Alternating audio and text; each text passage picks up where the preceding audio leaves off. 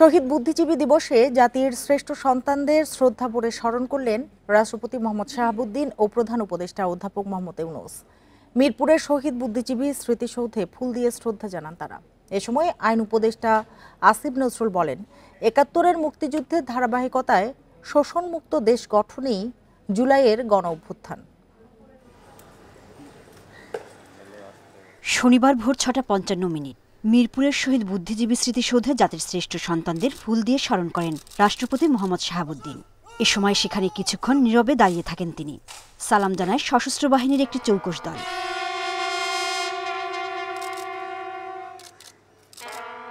এরপর শহীদ বেদিতে শ্রদ্ধা জানান অন্তর্বর্তী সরকার প্রধান অধ্যাপক মোহাম্মদ ইউনূস।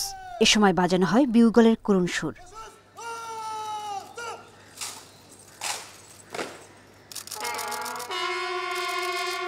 পরে সামরিক ও বেসামরিক অতিথি মুক্তিযোদ্ধাদের সঙ্গে কুশল বিনিময় করেন তিনি।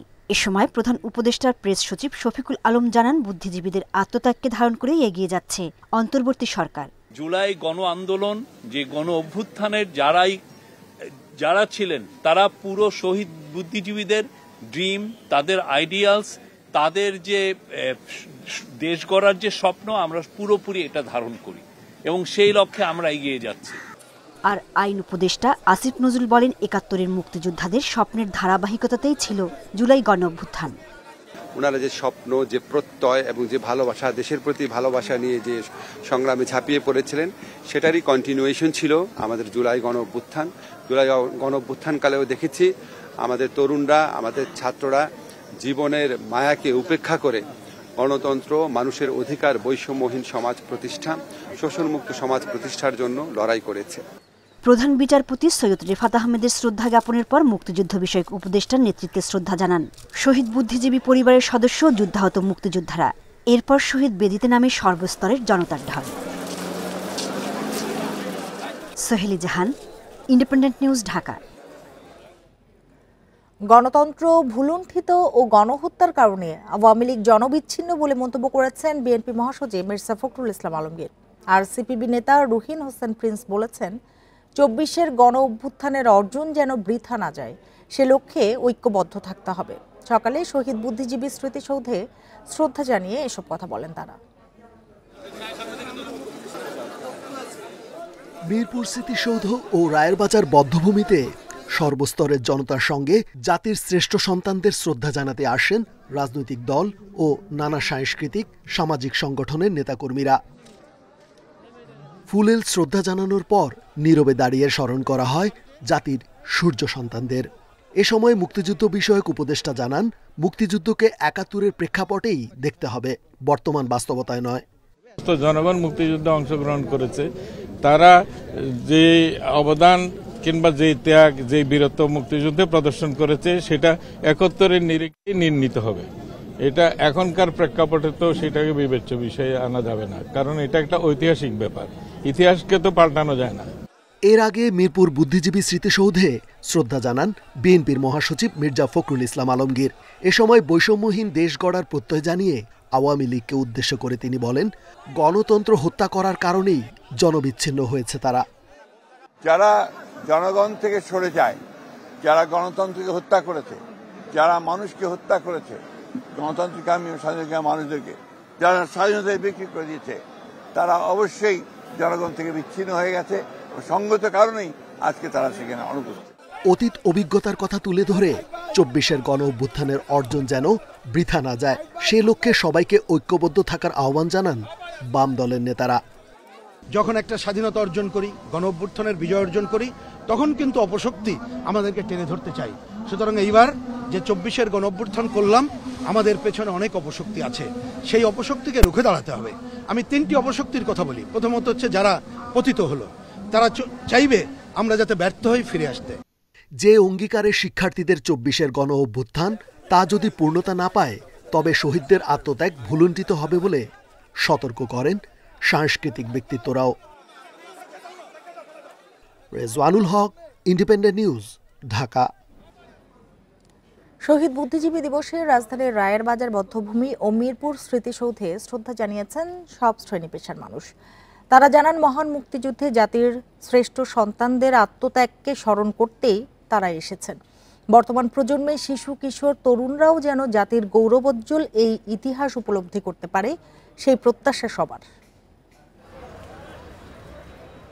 জাতির শ্রেষ্ঠ সন্তানদের শ্রদ্ধা জানাতে রায়ের বাজার বৌদ্ধভূমি স্মৃতিসৌধে শিশু সন্তানকে সাথে নিয়ে চট্টগ্রাম থেকে এসেছেন মনিরুল মাওলা। স্থাপনাটি ঘুরে দেখাতে গিয়ে শিশু তাহমিদকে শোনান বাঙালির গৌরবোজ্জ্বল ইতিহাসের গল্প। বাবা মনিরুল জানান, জাতির শ্রেষ্ঠ সন্তানদের আত্মত্যাগের ইতিহাস যেন শিশু মনে আগ্রহ তৈরি করতে পারে, সেজন্যই নিজ সন্তানকে সাথে এনেছেন তিনি। বাবার সাথে এসেছি শহীদদেরকে শ্রদ্ধা জানাতে। স্বাধীনতার মর্যাদাটুকু তারা দিতে পারে, তারা জানতে পারে স্বাধীনতা কীভাবে রক্ষা করতে হয়, সেইটুকু জানানোর জন্য আমি অ্যাকচুয়ালি আমার ছেলেকে ছোটবেলা থেকে অনুপ্রাণিত করার চেষ্টা করছি। কুয়াশাচ্ছন্ন শীতের ভোরে এই পরিবারটির মতোই রায়ের বাজার বৌদ্ধভূমিতে সন্তান ও শিক্ষার্থীদের নিয়ে এসেছেন আরও অনেকে। এসেছেন বিভিন্ন রাজনৈতিক দল, শিক্ষা প্রতিষ্ঠান ও সামাজিক সাংস্কৃতিক সংগঠনের নেতাকর্মীরা। শ্রদ্ধা জানাতে আসা কিশোর তরুণরা জানান, দেশের জন্য শহীদ বুদ্ধিজীবীদের আত্মত্যাগ তাদের অনুপ্রেরণা যোগায়, দেশ নিয়ে ভাবতে শেখায়।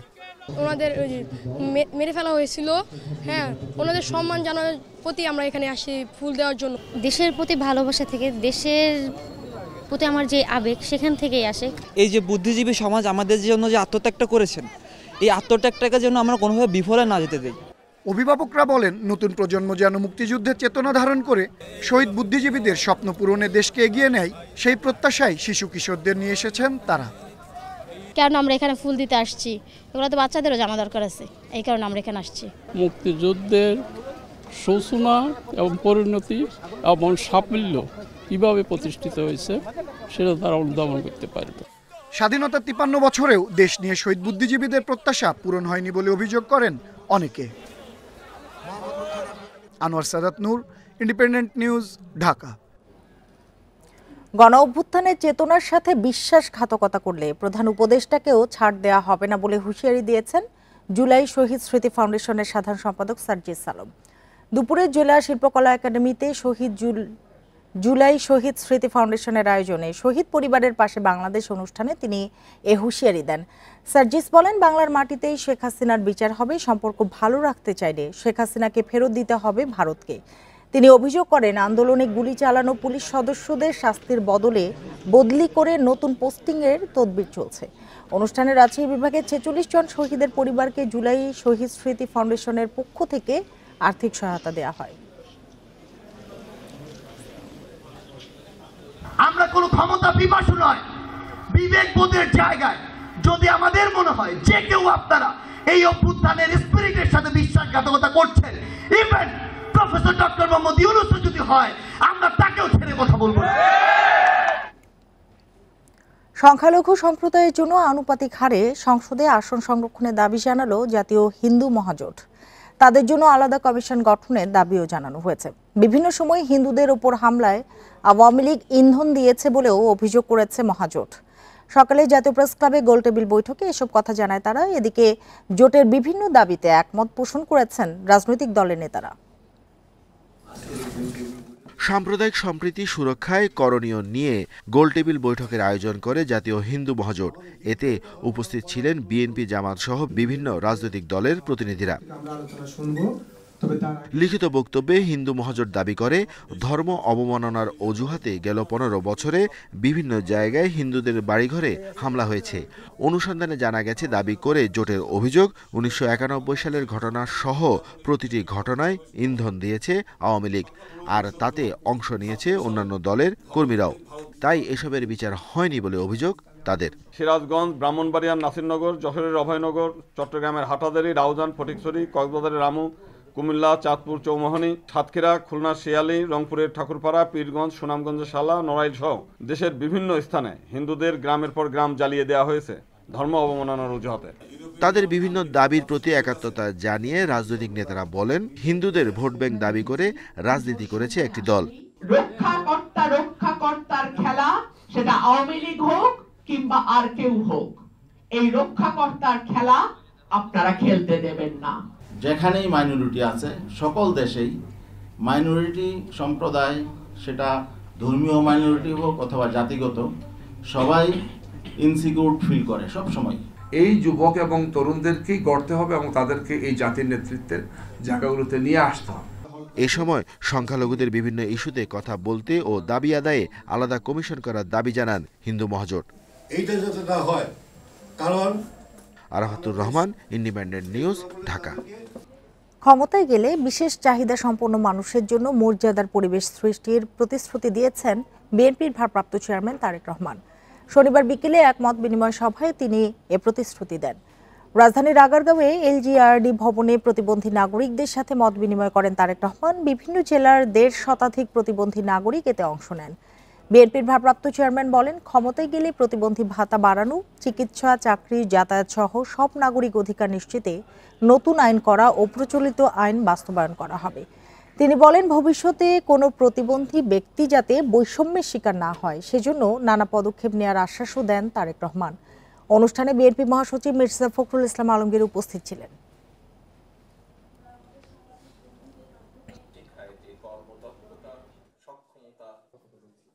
আমাদের প্রতিশ্রুতি হলো বিশেষ চাহিদা সম্পন্ন ব্যক্তিদের জীবনের মানোন্নয়নে দৃঢ় পদক্ষেপ গ্রহণ করা, যার ভিত্তি হবে অর্থনৈতিক স্বাবলম্বিতা, সামাজিক সক্ষমতা এবং মানবিক মর্যাদা নিশ্চিত করা। আমরা একটি স্বতন্ত্র, যেটি আমাদের চিন্তার মধ্যে আছে, একটি স্বতন্ত্র অধিদপ্তর প্রতিষ্ঠা করার উদ্যোগ নেওয়া,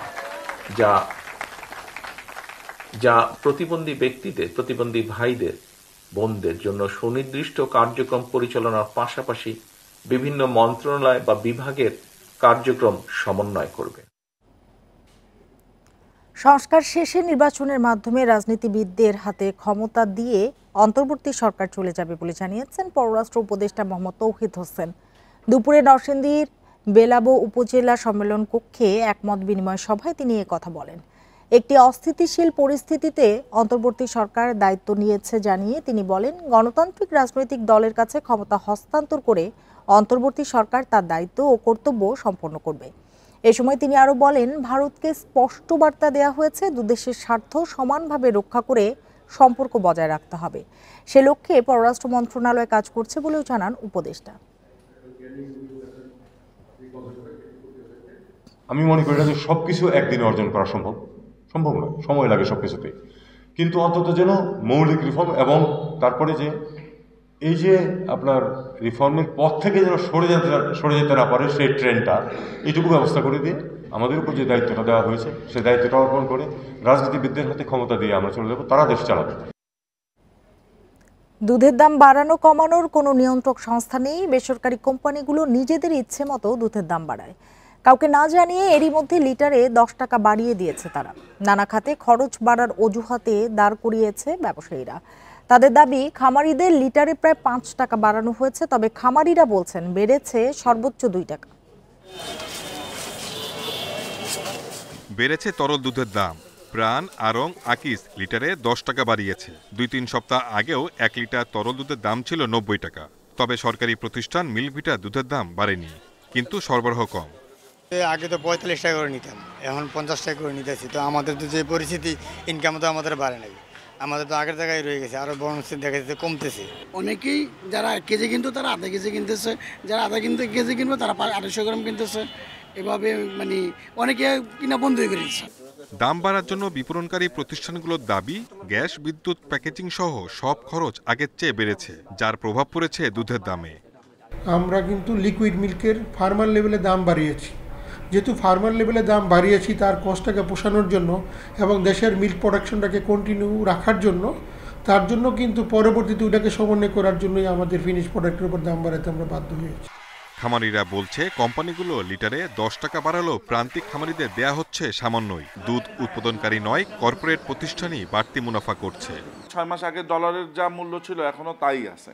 সুতরাং প্রসেসিং কস্ট ওনারা কেন মানে এক্সাজারেট করতেছে, কিংবা 1 টাকা 1.5 টাকা খামারিদেরকে বেশি দিয়ে কেন সেটাকে 10 টাকা মূল্য সংযোজন করতে হচ্ছে, সেটা আমার আসলে বোধগম্য না। বাজার স্বাভাবিক রাখতে মাংসের মতো তরল দুধের দামও নির্ধারণের পরামর্শ বিশেষজ্ঞদের। Shahid Ahmed, independent news, Dhaka. 11 মাসের লড়াইয়ে রাখাইনের মংডু টাউনশিপের নিয়ন্ত্রণ নিয়েছে আরাকান আর্মি। তাদের সঙ্গে রোহিঙ্গাদের বিরোধ থাকায় আবারও সামনে এসেছে অনুপ্রবেশের আশঙ্কা। তবে বড় পরিসরে সে সুযোগ দেখছে না স্থানীয় প্রশাসন। প্রতিরোধে জোরদার করা হয়েছে সীমান্ত টহল। বাংলাদেশ মিয়ানমার সীমান্তের মাঝ দিয়ে বইছে নাফ নদী। এর ৮ কিলোমিটার দূরেই মিয়ানমারের রাখাইন রাজ্য। দীর্ঘ ১১ মাস লড়াইয়ের পর সেখানে এখন আরাকান আর্মির কর্তৃত্ব। তবে সশস্ত্র এই গোষ্ঠীর সঙ্গে বিরোধ রয়েছে রোহিঙ্গাদের। এর জের ধরে নতুন করে রোহিঙ্গা অনুপ্রবেশের অশনি সংকেত বাংলাদেশের সামনে। আর সে আশঙ্কার কথাই জানাচ্ছেন সীমান্তবাসী। এরিয়াটা নাকি আরাকান আর্মিরা দখল করে ফেলেছে। যারা এখানে বর্তমানে যারা এখানে রয়েছেন তারাও বাংলাদেশে আসার জন্য তারা হাওয়া করতেছে। বিভিন্ন ক্যাম্পের মধ্যে অবস্থান করছে। তারা যে কোনো মুহূর্তে এই বাংলাদেশে প্রবেশ করার জন্য তারা খুব ওই ধরনের প্রসেসিং করতেছে। যা ঢুকে গেছে এগুলা ব্যবস্থা না করে আবার নতুন সূত্রে ঢুকতেছে, মন্ডু থেকে আসতেছে, খবর পাইছি। এগুলা বন্ধ করার আকুল আবেদন জানালাম। তবে বড় ধরনের অনুপ্রবেশের সুযোগ দেখছেন না টেকনাফের উপজেলা নির্বাহী কর্মকর্তা। পাশাপাশি জানাচ্ছেন সীমান্তের আইনশৃঙ্খলা বাহিনীর টহল জোরদার করার কথা। এখনো পর্যন্ত আমাদের বাংলাদেশি সীমানায় বড় আকারে কোনো অনুপ্রবেশের কোনো ঘটনা আমরা শুনতে পাইনি। বিজিবি তাদের চেকপোস্ট বাড়িয়েছে, টহল বাড়িয়েছে, সেখানে যেন এই ধরনের কোনো ঘটনা না ঘটে। ২০১৮ সালে বাংলাদেশে আসে ৭ লাখের বেশি রোহিঙ্গা। গত আগস্ট সেপ্টেম্বরে সেই সংখ্যা ছিল ৮,০০০-এর মতো। সরকারি হিসেবেই দেশে অবস্থানরত রোহিঙ্গার সংখ্যা এখন ১২ লাখের উপরে। তৌফিকুল ইসলাম, ইন্ডিপেন্ডেন্ট নিউজ, কক্সবাজার। সুনামগঞ্জে দোয়ারাবাজারে হিন্দু সম্প্রদায়ের মানুষের বাড়িঘর ভাঙচুরের ঘটনায় ৪ জনকে গ্রেপ্তার করেছে পুলিশ। শনিবার পুলিশ সদর দপ্তর থেকে ওই ৪ জনকে গ্রেপ্তারের বিষয়টি নিশ্চিত করা হয়। পুলিশ জানিয়েছে, শুক্রবার রাতে দোয়ারাবাজার উপজেলার বিভিন্ন গ্রামে অভিযান চালিয়ে ৪ জনকে আটক করা হয়। পরে বিকেলে তাদের আদালতে তোলা হয়। এ সময় চিফ জুডিশিয়াল আদালতের বিচারক কামাল উদ্দিন গ্রেপ্তারকৃতদের কারাগারে পাঠানোর নির্দেশ দেন। ৩ ডিসেম্বর মংলারগাঁও গ্রামের আকাশ দাস নামে এক যুবক তার ফেসবুক আইডি থেকে ইসলাম ধর্মকে কটাক্ষ করে অবমাননাকর পোস্ট দেয় বলে অভিযোগ ওঠে। ওই পোস্ট ঘিরে উত্তেজিত জনতা হিন্দু সম্প্রদায়ের বেশ কয়েকটি বাড়িঘরে হামলা ও ভাঙচুর করে। পরে পুলিশ আকাশ দাসকে সাইবার নিরাপত্তা ও ধর্ম অবমাননার মামলায় গ্রেপ্তার করে। এই ঘটনায় ১২ জনের নাম উল্লেখ সহ ১৭০ জনের বিরুদ্ধে মামলা করে পুলিশ।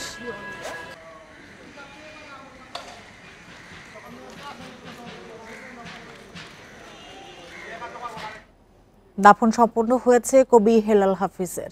বিকেলে রাজধানীর মিরপুরে শহীদ বুদ্ধিজীবী কবরস্থানে তাকে দাফন করা হয়। এর আগে জাতীয় প্রেস ক্লাবে দ্বিতীয় জানাজা অনুষ্ঠিত হয়। এছাড়া সকাল ১১টায় কবি হেলাল হাফিজকে শ্রদ্ধা জানানো হয় বাংলা একাডেমি প্রাঙ্গণে। পরও অনুষ্ঠিত হয় তার প্রথম জানাজা। শুক্রবার দুপুরে বাথরুমে পড়ে গিয়ে আহত হন হেলাল হাফিজ। আঘাতের কারণে মাথায় রক্তক্ষরণ হয়। এ অবস্থায় কবিকে হাসপাতালে নেওয়া হলেও বাঁচানো যায়নি। হেলাল হাফিজের মৃত্যুতে সাহিত্য অঙ্গনে শোকের ছায়া নেমে এসেছে। শেষবারের জন্য প্রিয় কবিকে দেখতে ভিড় করেন ভক্ত অনুরাগীরা।